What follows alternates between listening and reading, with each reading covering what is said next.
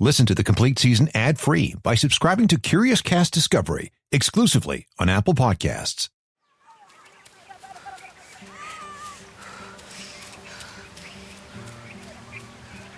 Erode, Tamil Nadu, southern India, 1997. A woman and her two little children are running towards the river. She's Taj's newfound sister-in-law, and she's calling and waving at someone who's crouching in the water. It's got a little bit of a slight slope, maybe a 7% incline to this hill.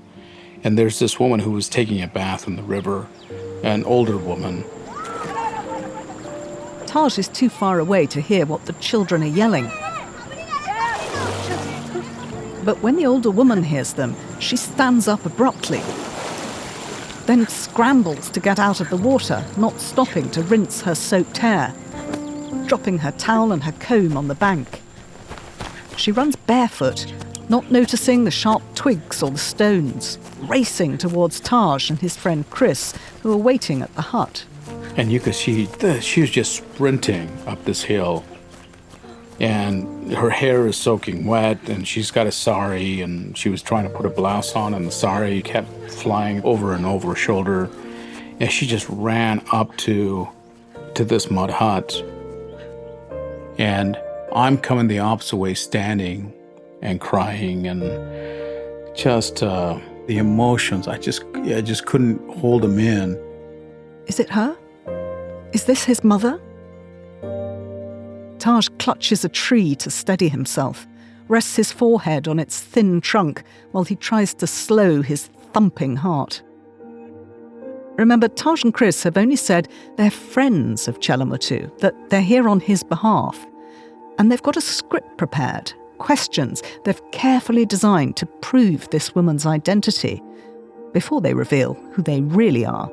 So I have some scars on my feet, and my hand was smashed, things on my body that only my family, particularly my mother, would know.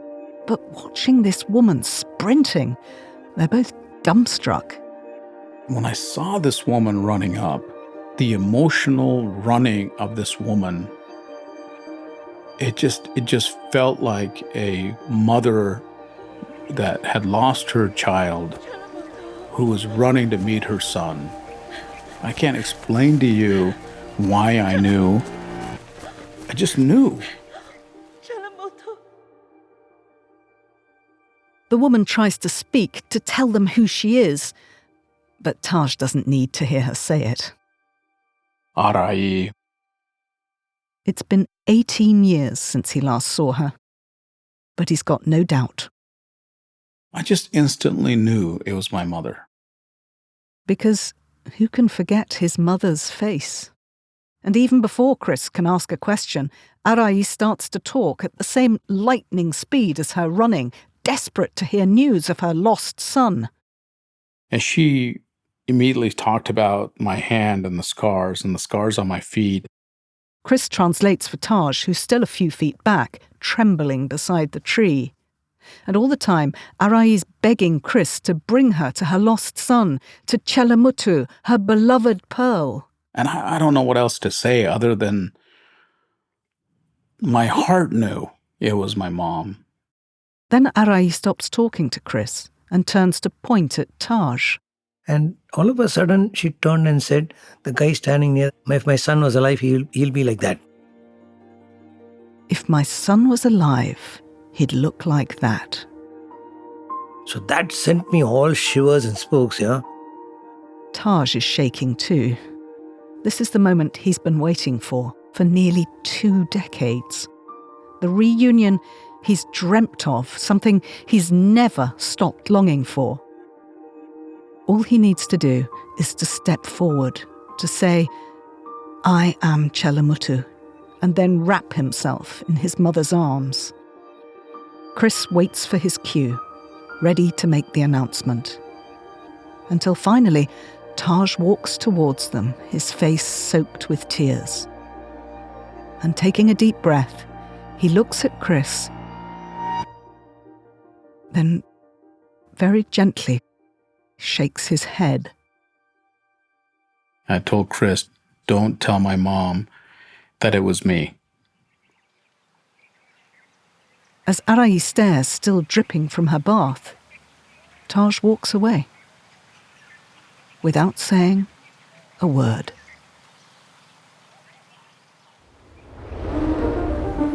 What's your name?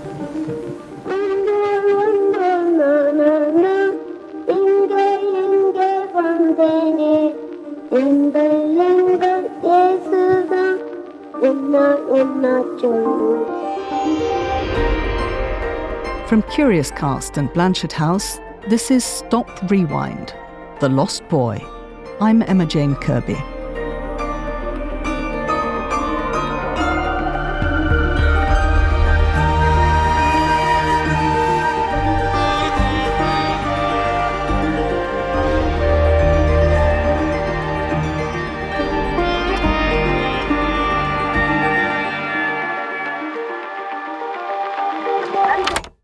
Episode 8, The Prodigal Son.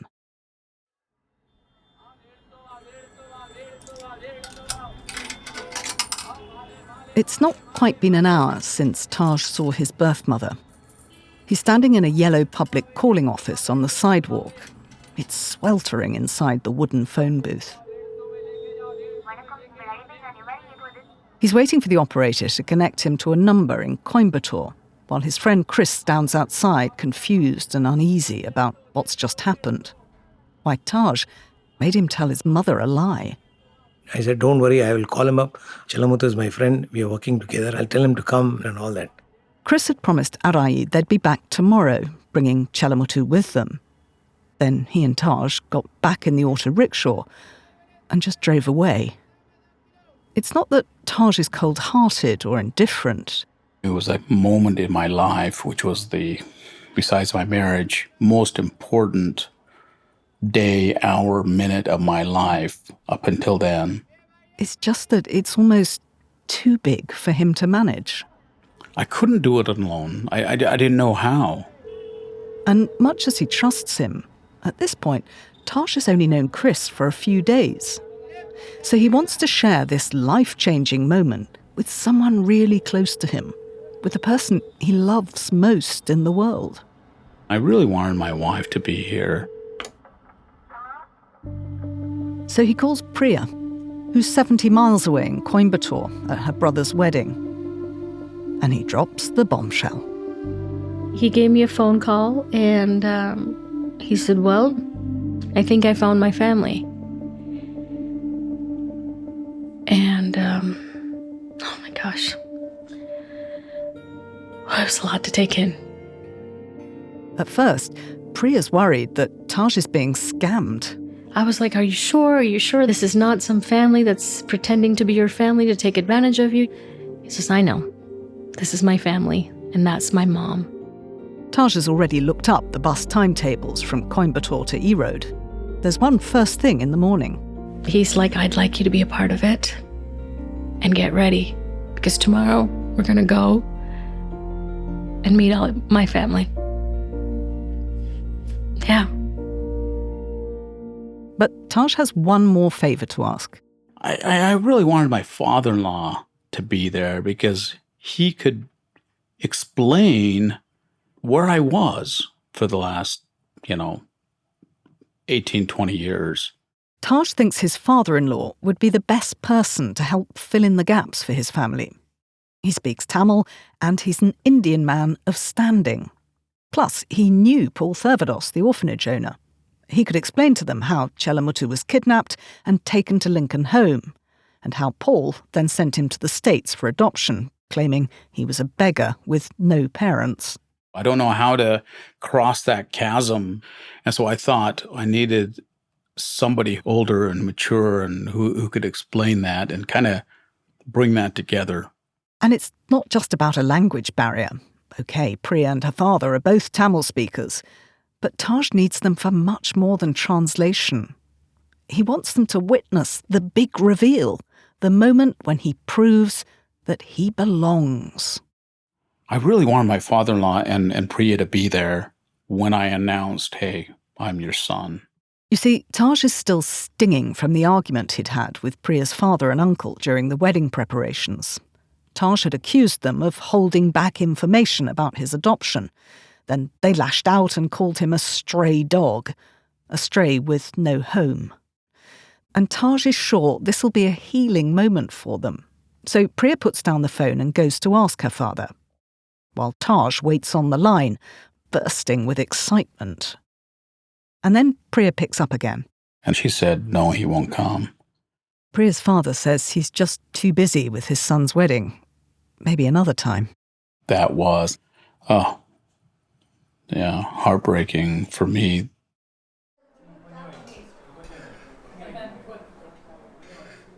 The whole day has been an emotional roller coaster, from soaring highs to crashing lows. And Taj is wrung out. A local friend of Priya's brother has offered Taj and Chris dinner and a bed for the night, but Taj can barely keep his eyes open. We'd just finished some dinner and we were settling down to spend the night.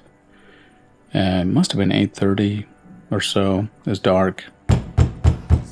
We had a knock on the door, and that's when all the commotion came in. Because when they go to open the door, in front of us was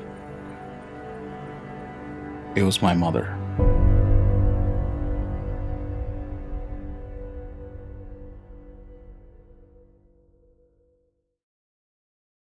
Arai had not been fooled by Chris's story. As she'd run up the slope from the river, she'd spotted Taj crying behind a tree. And she knew then that Taj was not some friend of Chellamuthu's. She knew he was Chellamuthu. She knew I was the son. So Arai had done her own research, questioning everyone she could, until she tracked down the address where Taj and Chris were staying. That's a mystery to me, how they found this place. And even though he'd wanted Priya to be with him for this life-changing moment, Taj can't lie to his mother now. I just couldn't, I just couldn't, when I felt that they came looking for me and my mother was now standing in front of me, I had to come clean. Taj stretches out his hand to his mother, showing her his fingers, which had been crushed when he was a small boy, helping her pound wheat. She immediately grabbed my hand. She immediately looked at my feet and she was just hysterically crying and hugging, and I can still feel her raw emotion of her crying. She doesn't need any more proof. But Taj says it anyway. He needs to hear himself say it. I am Chellamuthu. I'm Chellamuthu. Chellamuthu. Chellamuthu.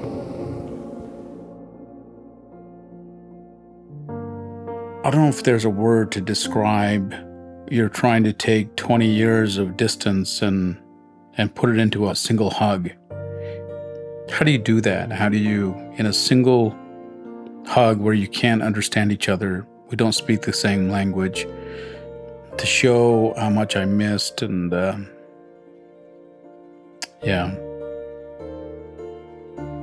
don't know how to explain it to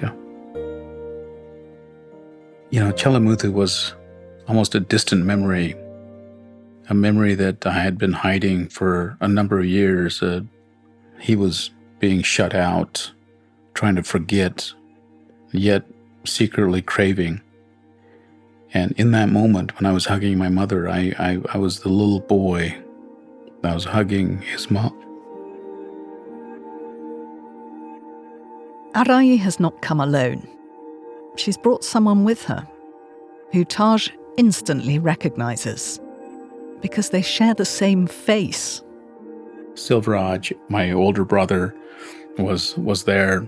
My brother and I we just look like brothers.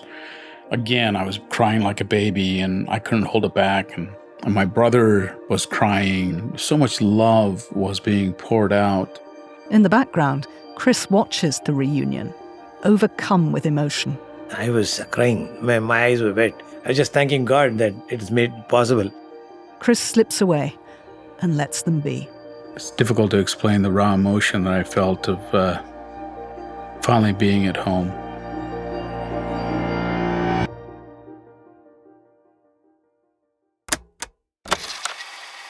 Let's fast forward to now, to present-day Erode in Tamil Nadu.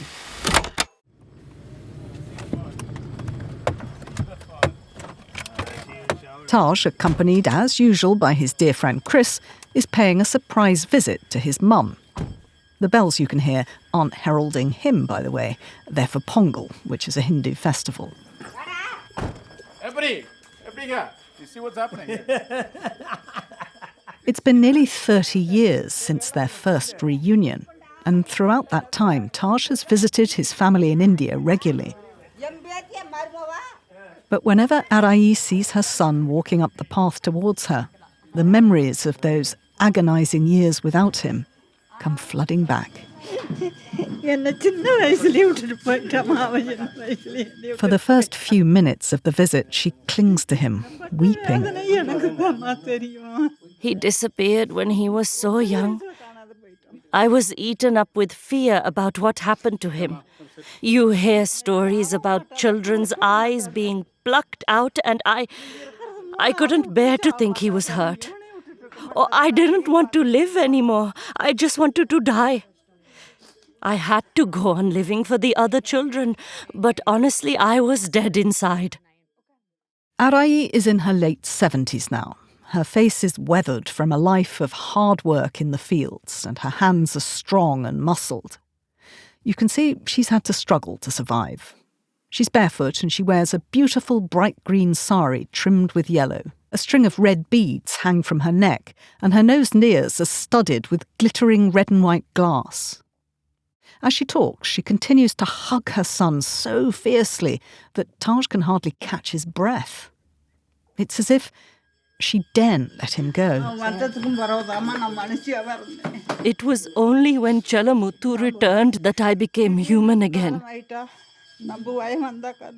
She lays her face against Taj's chest, her white hair blending into his white t-shirt.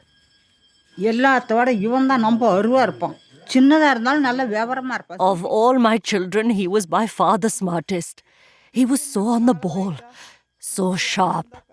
And then Arai begins to tell her side of the story. And when she does, it's clear the pain is still raw for her. When he disappeared, I would go to the fields to work. And once I was out of sight of everyone, I would beat my chest and scream in agony because my boy had disappeared. Once I'd let it all out, I'd just carry on with my work. But if someone said they'd seen a boy who looked like Chellamuthu, I used to go, even at 3 a.m, to check it out, to look for my son. Arai knew her Chellamuthu was a daredevil, so at first she feared he'd had an accident.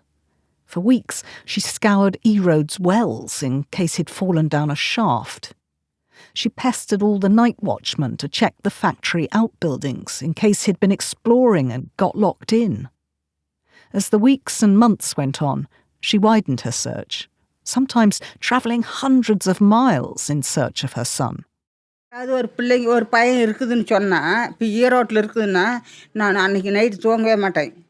time I heard about a missing boy who turned up, I'd take my 1-year-old baby with me and immediately head off.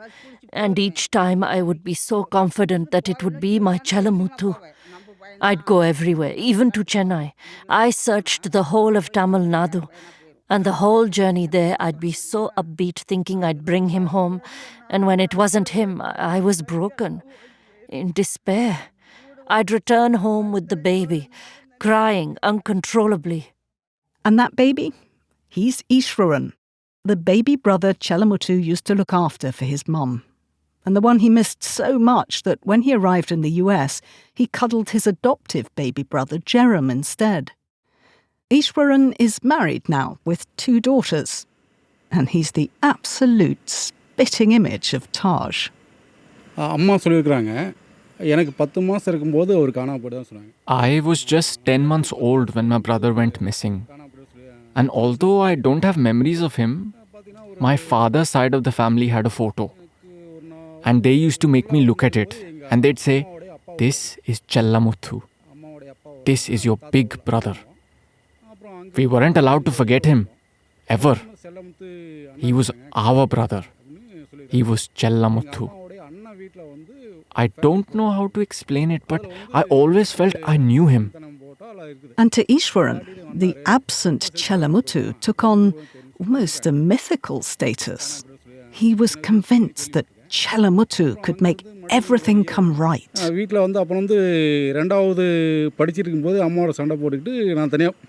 I had a row with my mother. I'd have been about 12, I guess, and I walked out. I'd had enough with studying and all that stuff. So I went to the temple and I prayed. And I made a sacrifice. A kind of bargain with the gods. I said, I will walk barefoot on burning coals if you will bring my brother Chellamuthu back. Because if you bring my brother back, everything will be okay again. Everything will come right. And I did it 3 times. I walked barefoot on burning coals 3 times so my brother would come home to us. Their mother, Arai, regularly went to the temple to beg the gods for her son's safe return. Then, as the months and the years rolled by, she turned to astrologers for hope, spending her meagre wages on consultations and predictions. Every astrologer told me the same thing. Your son is alive.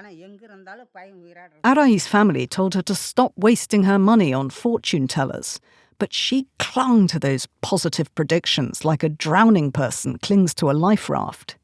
And she still thinks it was money well spent. I mean, she has the proof. Just a month before Chellamuthu came looking for me, I went to the astrologer again because I was worried about my eldest son who had some business problems. And of course, I also asked about Chellamuthu. And she said, your second son will come home, but not by train or bus or car. And I said, you mean he'll walk home? And she said, no. Your son will fly. And when Chellamuthu did fly in from the US and found his family, Ishwaran was away working in the fields. So it was Arai who broke the news to him that his long-lost brother was finally home. I came home from work one day and my mother was there to meet me. And she gave me a sweet, a really delicious sweet. And she said, I have some wonderful news. Your brother's come back. Chellamuthu's come home. And she showed me a photo. And he was wearing a suit in the photo, like a proper suit jacket. And I couldn't fathom that was possible. I mean, we're farm laborers. People in our family don't wear suits. And I said to my mom, Are you sure? Are you sure it's him? Then she said he lived in America. And I was like, oh, come on. I just couldn't fathom it. At that blissful first meeting in 1997, Taj can barely believe that this is his family either. He just can't get enough of them. Yeah, I've never been happier. I could have sat there all day in that hut, in the dirt, in the grime, because I love those people. And they love me, and I know it. Priya comes the next day, of course, just as she promised. And although she's overjoyed that her husband has found his family, she admits being a little shocked at their circumstances. I still remember getting out of the auto and looking out. It was quite shocking, really. They were poor, very poor, and I didn't know too many poor people that lived in a hut. They had this teeny tiny hut, and all his family were there to receive us. Quite a lot to take in. But Taj's family is delighted to meet her. Chellamuthu has married one of their own, a local girl from Tamil Nadu. He married one of our girls, that's what they would say. In fact, knowing that I'm from Coimbatore, they were quite thrilled. Then, just as Priya translated that harrowing cassette tape for Taj's adoptive mother back in Utah, now it falls to Priya again. In Tamil, she has to tell Taj's birth mother the shocking details of how he was taken. I didn't know how to really act or what to tell them. It's really hard to describe the feelings, that so many emotions going through all at the same time. In the tiny mud hut in E Road, Priya feels Taj's family overflowing with love for him. It was wonderful to see them together. Siblings, cousins, nephews and nieces, uncles and aunts all file in to meet the long-lost son, Chellamuthu. But someone is missing. I asked about my father. And that's when Taj's brother explains that the day Chellamuthu disappeared, well, so did their dad. My father kind of mentally went kind of mad, and he broke down. He became a true drunkard, and to a point where you could find him just out on the street and just sloshed and almost a vagabond. And he never came home. And so for 18 years, he was roaming the streets. But suddenly, Taj's father has something to live for. My brother Silveraj went out and found my father, gave him a good shave and everything. And he came, and I was able to meet my father that very next day. And the remainder of his life, until the day he died, he was a member of the household. And it was almost like a miracle that he went from losing his mind to becoming a part of the family again. It's quite a miracle. Taj had found what he wanted. Priya's thrilled for him, but underneath she's reeling. I didn't even know how to process this new family that I'd received just so suddenly that I wasn't prepared for. And I've acquired this whole village of Taj's aunts and uncles, and that entire village that was crowding around us when we were there. It was so overwhelming for me. It was an exhausting day when I met that entire family and came back home. I don't think I spoke to anybody that evening. It's a lot to take in. And if Priya felt a little circumspect about the future, well, she wouldn't dream of bursting Taj's bubble. She kept her worries to herself. The thing is, Priya knows Taj, and she knows that he's not really Chellamuthu anymore. He's no longer that scabby-kneed, chubby-cheeked daredevil 7-year-old who was famed for running backwards. Taj is worlds apart from his birth family, not just geographically, but in terms of class, culture, education, and faith. Not to mention language, even if Taj can't see that yet. You don't need a language. It's a kind of a love or instant realization, recognition that we belong to each other. But Taj has forgotten that he belongs to another family too. His family in Utah. Where does all this leave Fred and Linda, Taj's adoptive parents? Where do they fit in Taj's life now? His holiday over, Taj now has to go back to the States and explain to them what's happened in India. He has to look his adoptive mother Linda in the eye and tell her that he's found his real mum.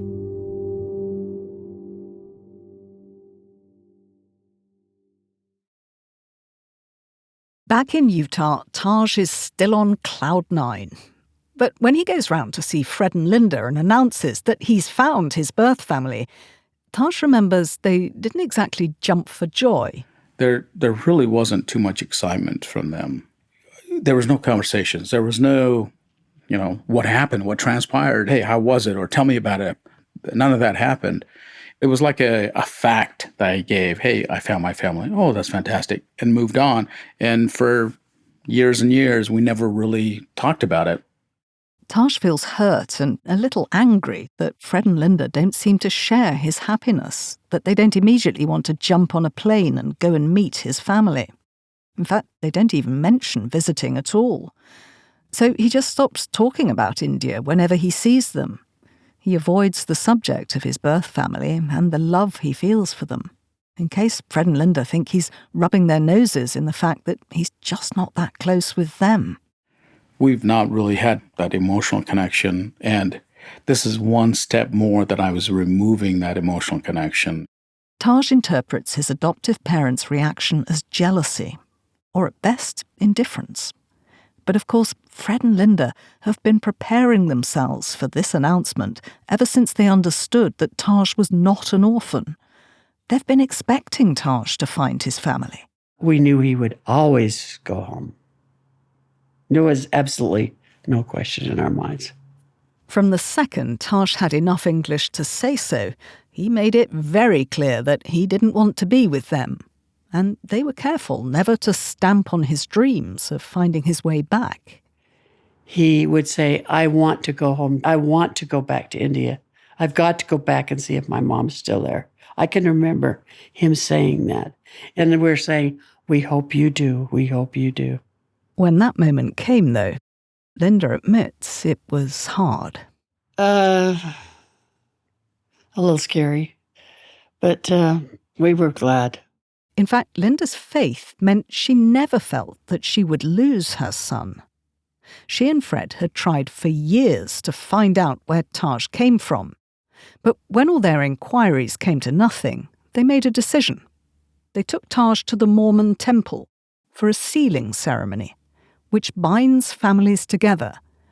And not just in this life. And he was sealed to us. So we feel like in the eternal life, he will be in our family forever. His mother can join us. Right now, Taj's focus is not on the next life at all. It's on the immediate future. He and Priya are busy penny pinching, scrimping and saving, not just so they can fund their next trip to India, but so they can bankroll Taj's family to make sure all Taj's relatives can get by. We were aware of how little they had and how poor they were. Taj felt it was his duty to help. He was the lucky one after all. He didn't have to worry about where his next meal came from. It's really a responsibility. God has blessed me with so much that it's my responsibility to pay back and give back. They both had to work several jobs to pay their own bills, plus Taj's family's bills. Some months there was little to spare, but they'd even post checks to India for just $5 or $10. Any little we had, we would send it over. I mean, there were times when Taj would even get angry with me for going out and getting a sandwich for $2. He'd be like, $2, that could feed them for a few days. And here's something curious.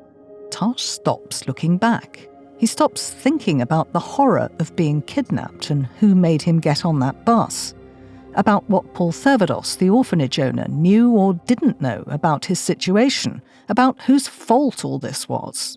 Taj just wants to look forward, to do the right thing by his family, because that's what families do. They look after each other. I just wanted to show them how much I loved them and that I was part of them. Fred and Linda hope that Taj also still feels part of them, part of America. It's true they haven't asked many questions about his family in India, but not because they aren't interested. We thought maybe that he wanted to have the two different worlds. So, anyway. And Linda worries. What if this honeymoon period with Taj's family doesn't last? What if Taj gets hurt? We were fearful too. Because Linda can't stop thinking about Arai, Taj's mum. What Arai knows about how her son went missing. So many times I've laid in bed and thought, I feel so sorry for her. I think of her a lot. But I wish I knew what she knew, because she probably knows things that he doesn't know. You see, what's keeping Linda awake at night is that maybe Arai knows what she knows. Something that Taj seems to have forgotten. Something Taj insists he can't remember. Who was behind Chellamuthu's kidnap? As he went to India, he pulled back on that. And he said, Mom, let's not talk about that. But Linda remembers. It's a secret that he told her. Just a few months after he arrived in Utah, soon after he learned English. And what he confided in her then is something that's haunted Linda for years. He said, I know my father sold me. My father sold me to those boys.